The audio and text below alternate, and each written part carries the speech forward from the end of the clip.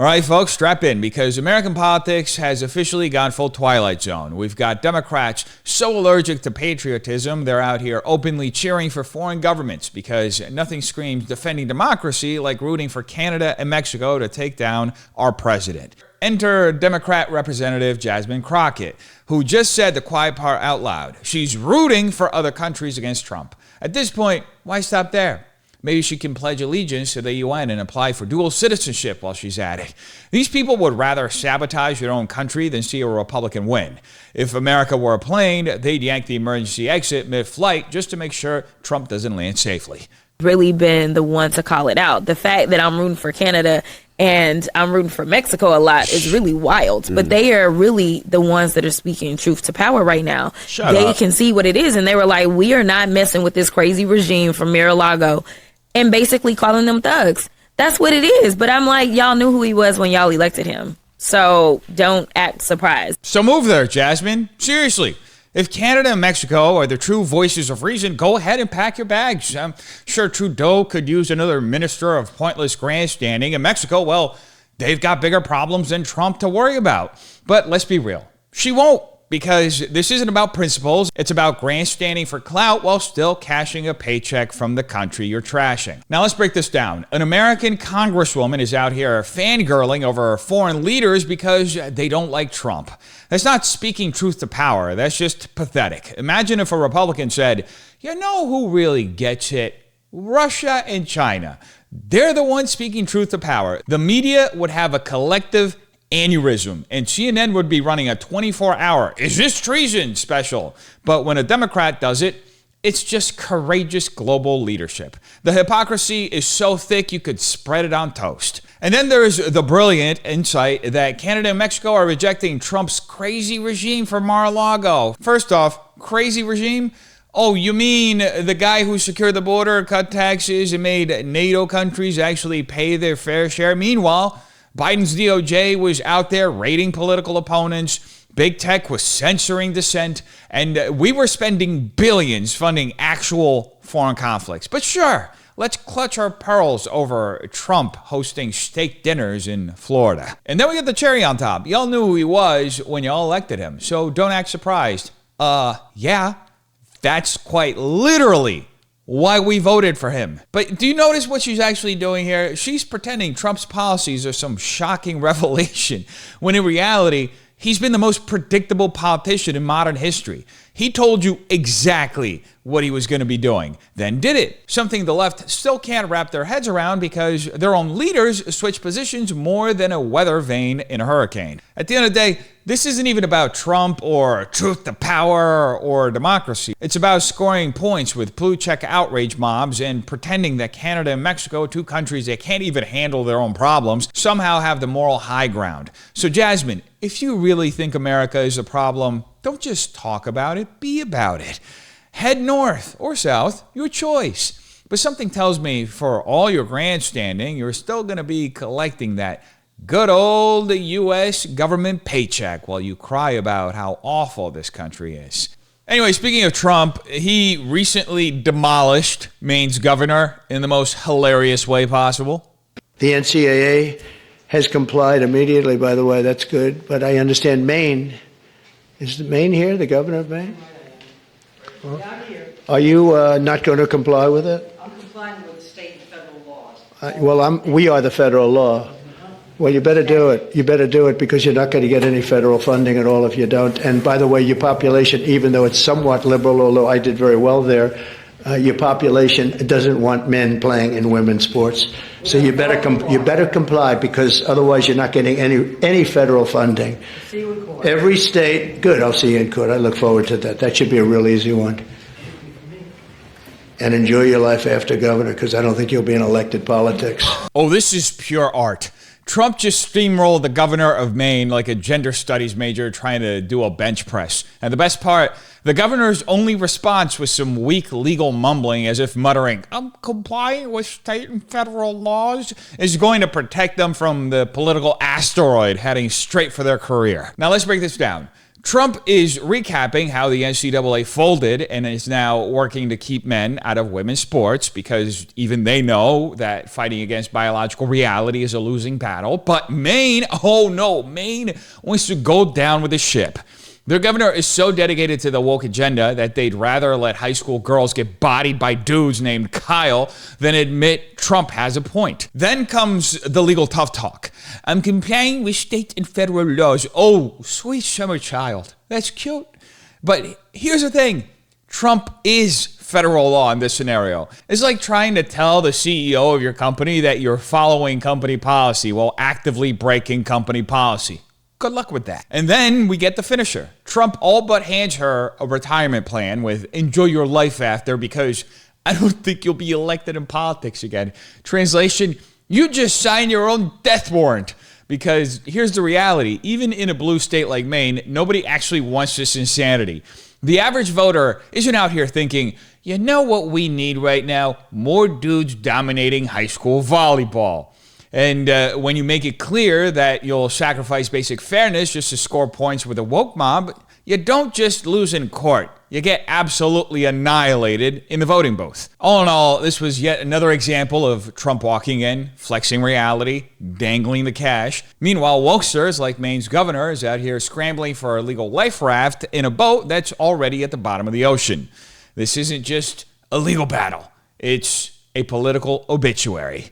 And speaking of trans illusion, this trans activist who went viral for debating Michael Knowles on Jubilee decided to go on Piers Morgan. And let's just say this was an inevitable disaster. You know, Riley, I think you're just trying to make it seem like that trans people are a threat to cis women in the restroom, and that's not the case. Trans women and cis women should be coming together. Trans women are not a threat to cis women. Okay, but here's the look. But Blossom. And I think that y'all have ran on that ideology. Yeah, Blossom. Y'all have ran on that ideology Blossom, for a very long time. hang on. And you're going to have to specifically tell me cases. Blossom, Can you specifically tell me cases of where trans women have hurt cis women in the restroom? Blossom, I'd like to know that, please. Blossom, we don't use words like cis on here because no one understands it.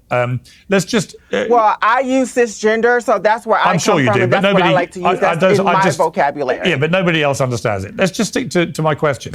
My question for you, which well, you have... just because you don't understand, you just don't have the intellectual capacity, Piers. You don't have the intellectual capacity to understand the terminology that I'm using. Blossom, just to explain something. You're appearing on a show called Piers Morgan Uncensored. That means you can say whatever you want. I know all about you, Piers. Okay, you can think and I know how you're good at race baiting. I know how you're good at being transphobic, and that's why I'm here to face you. Just to be clear, face you one-on-one. When do you think I've ever race baited? Oh boy, what a train wreck. Blossom showed up to Piers Morgan Uncensored ready to deliver some woke sermon, but instead we got a full-on toddler meltdown in real time. If self-righteous delusion had a sound, it would be this rant. And just like every activist who has zero real arguments, Blossom's strategy was simple. Scream, deflect, and throw out as many buzzwords as possible in hopes that one of them sticks. Let's start with her brilliant opening move, whining that questioning trans policies is making it seem like trans people are a threat. Ah, yes, the classic straw man special, served piping hot. Nobody said all trans people are a threat. The question is whether certain policies create risks. And the answer is a resounding yes. But instead of addressing that, Blossom acts like Piers just accused every trans person of being a serial killer. Sorry, but ignoring reality doesn't make it go away. We've seen what happens when you ignore it. Just ask the girls in Loudoun County who were assaulted because school officials prioritize woke points over actual safety. Then we get the intellectual heavyweight argument. Tell me specific cases. Oh, you mean the cases you're going to immediately dismiss as isolated incidents the moment they're brought up? Because we all know how this game works. It's like playing poker with a cheater who keeps changing the rules mid-hand. You could slap down a royal flush of facts and they'd still fold their arms and say, yeah, but that doesn't count. And let's not forget the whole cis nonsense. Piers calls it out, and Blossom's response, well, I use cisgender, so that's where I'm from. What does that even mean? Where is she from? The land of unnecessary labels? Nobody talks like that outside of gender studies classrooms. It's just another way activists try to force people into their ideology, like a linguistic hostage situation. And when Piers doesn't play along, Blossom pulls out the woke emergency eject button condescension. You don't have the intellectual capacity to understand, yes, the ultimate defense mechanism of someone who has no argument. Just pretend the other person is too dumb to grasp your nonsense. Newsflash, it's not that person who doesn't understand, it's that they don't buy into your delusion. And then for the grand finale, Blossom goes full DEFCON 1 and throws out race baiting and transphobia because, let's be real, that was always the backup plan. When the argument crumbles, just scream bigot and hope the other person shuts up. It's the rhetorical equivalent of pulling the fire alarm in a losing basketball game. Pure desperation. Bottom line, Blossom walked in thinking she was going to school Piers, but instead, she got exposed as just another hysterical activist with nothing but a word salad and a victim complex. The only thing she faced one-on-one was her own inability to debate like an adult. So I'm very glad you raised the issue of race baiting, but let's be clear, as you're doing now, the race baiting came from Cheryl Underwood to Sharon Osbourne, and it's now coming from you. So now you can respond. Cannot be racist, Piers. Now you can Black respond. Women cannot be racist to white women. Are you kidding me? Sorry? That makes no sense. Sorry? Black women cannot be racist to white women. Do you not understand that? Oh, yes, they can. You don't have the intellectual yes, they capacity can. to understand that. Oh, yes, they But can. that's very much and you've been impossible. racist to me. That's very much impossible. You've been racist to me, a white man, by saying I'm a race baiter. Yeah. How am I racist to you? I'm black. I can't be racist to you. You call me a race Are you baiter kidding with me? no You're evidence. Racist to me. When have I You been can a be race racist- baiter? You can be racist to me. When have I been a race baiter? But I'm a powerhouse. Tell me when I've been a race I'm a baiter. powerhouse. Well, you may be a Piers, powerhouse. Understand something. You may be a powerhouse. You may be a powerhouse. Okay. When have I been a race baiter? I want you to admit that. When have okay. I been a race baiter? Okay. When have I been a race baiter? Okay. This is absurd. No, hang on. Tell me, Honey. Blossom. Give me one example of me race baiting. Blossom, go. I'm here. At this point, I'm just here to talk about trans women in sports. I said what I said. So you don't have any. Oh man, this is spectacular. Blossom just gave us a master class in woke mental gymnastics, where logic is irrelevant, words mean whatever you want them to, and screaming, "I'm a powerhouse," is an actual debate strategy. If this were a boxing match, Piers wouldn't even need to throw a punch. Blossom knocked herself out by tripping over her own nonsense. Let's start with the chef's kiss moment. Black women cannot be racist to white women. Ah yes, racism, now with an exemptions apply clause. Apparently, prejudice is just a one-way street. And if you're on the right side of the woke victimhood hierarchy, congrats! You get a free lifetime pass to say whatever you want, no consequences. That's like saying arson doesn't count if you really hate the building. Makes zero sense. But hey, why bother with reality when you can just manifest your own? And Piers, bless him, actually tried to engage with logic. Big mistake. Are you kidding me? That makes no sense. And just like that, we have our instant meltdown. Blossom doubles down, insists that her race is an automatic get out of racism free card, and then, when backed into a corner, hits us with the nuclear bomb of bad arguments. I'm a powerhouse. Oh, well, in that case, I guess we should all just bow down and go home, because apparently self-declared superiority is now an acceptable debate tactic. Try using that in a courtroom. Your Honor, I did not rob that bank. Because I'm a powerhouse. Then there's the cherry on top. Piers repeatedly asks for one single example of him being a race baiter, and Blossom's brain just blue screens. No evidence, no receipts, nothing. Just vibes and volume. This is like a kid insisting their imaginary friend is totally real. But every time you ask where he is, they just start yelling louder. And finally, Riley Gaines, who's been sitting there like a hostage at a bad improv show, finally breaks and says, "This is absurd," telling everybody what we're all thinking. And she's absolutely right. This isn't a debate. It's performance art for the intellectually bankrupt. Blossom wasn't there to prove anything. She was there to throw a tantrum, dodge accountability, and hope that screaming, "I'm a powerhouse," on loop would somehow become a fact. I think it goes without saying that when your entire argument crumbles under the weight of its own stupidity and your final move is to declare yourself a powerhouse instead of proving your point, you haven't won. You've just given the rest of us the best unintentional comedy of the year. Blossom, just to be clear, would you want the American Olympics, the LA Olympics, would you want them to be gender neutral where the sexes compete with each other? Absolutely. I don't see anything wrong with it. I think as long as do you also inclusive believe of it's trans completely women insane? And trans men and non-binary Do you people, also believe then yes, that we should why not? combine It's completely Why not? insane. This country was built on diversity, equity, and inclusion. And Exactly. This is why that's so nuts. That does include cis women like. And you know what you would do? Hello? You would exclude all women from winning medals. Well done. Oh, this is priceless. Blossom just said with a straight face that she wants gender-neutral Olympic competition. That's right. She wants to throw every female athlete into the gladiator pit of male-dominated sports and call it inclusion. This isn't just woke. It's scorched earth woke. It's so insane that even the ghost of Karl Marx is looking down like, yeah, I didn't mean for it to go that far. Let's start with her historical revisionism special. The claim that America was built on diversity, equity, and inclusion. Oh, yeah. I'm sure the founding fathers were really thinking about gender-neutral weightlifting while drafting the Constitution. Forget life, liberty, and pursuit of happiness. Apparently, it was bench press, estrogen, and equity. If we follow Blossom's logic, George Washington should have put out a PSA on trans-inclusive synchronized swimming. And then we get the main event. Piers asks if she really wants gender-neutral Olympic competition without hesitation. Blossom says yes. This man, dressed as a woman, just endorsed turning every single female event into the testosterone games, where men get gold, men get silver, and if women are really lucky, maybe they get to hand out the medals. Because, let's be real, if you remove sex categories, women stop winning.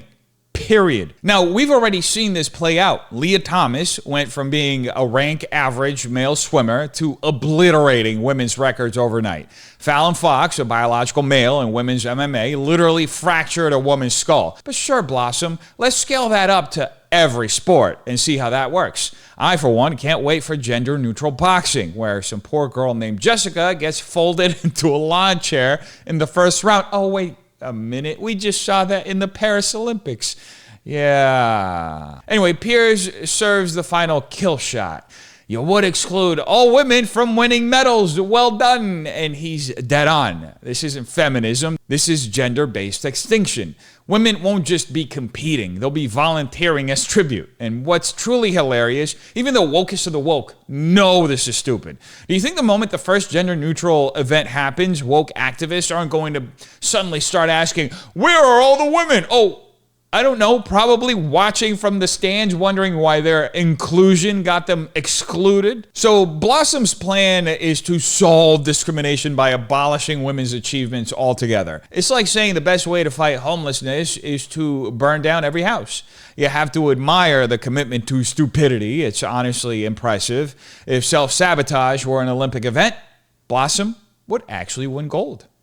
So good for you, Blossom. People like Blossom are exactly why Donald Trump won on November 5th. People, I believe. Oh, girl, please. Girl, please. Donald Trump rigged the election, which is why he's sitting in office now. Can we mute? And he's sitting up there booty clapping. Yeah, mute Blossom, please, because she can't stop talking. Riley, you respond. People turned out, I believe, in masses to the polls on November 5th to embrace Donald Trump, to embrace the America First agenda, to embrace his cabinet picks. But more so, I believe people turned out to the polls to reject absurdity. And that is exactly what the past 30 minutes have been on this program, Piers, is totally, entirely, and thoroughly absurd from top to bottom, saying there should be a gender-neutral Olympics. I know. Are you serious? Madness. Do you also believe, Blossom, that we should combine the Paralympics and the Olympics? I would love to hear an answer to that. Okay, I'll ask her. Bring back Blossom. Blossom, should we combine the Paralympics with the regular Olympics? Have them all compete with each other? Oh, boy. I mean, why not? And to go back to Riley's point to why that not? last point. Okay, you are completely insane. Let's go back to that last point. Yeah. No, So because no she Paralympian actually will win a said medal. something that I wanted to respond to. So no Paralympian will win a medal. So your diversity, equity, and inclusion people turns went out to to the be polls unequal because and they doesn't wanted a include better economy. any Paralympian People or any went to woman. Oh, this is chef's kiss levels of woke self-destruction.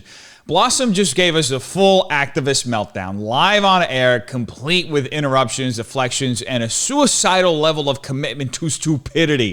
If you ever needed proof that woke ideology is just a circular firing squad, here it is. because she just accidentally erased women, disabled athletes, and logic itself in under 60 seconds. That's got to be a world record. Now, let's start with Riley Gaines, who calmly points out why Trump won, because people are sick of this garbage. People aren't buying the delusions anymore. They don't want to pretend that men can be women, that fairness is oppression, or that biology is some oppressive white supremacist construct.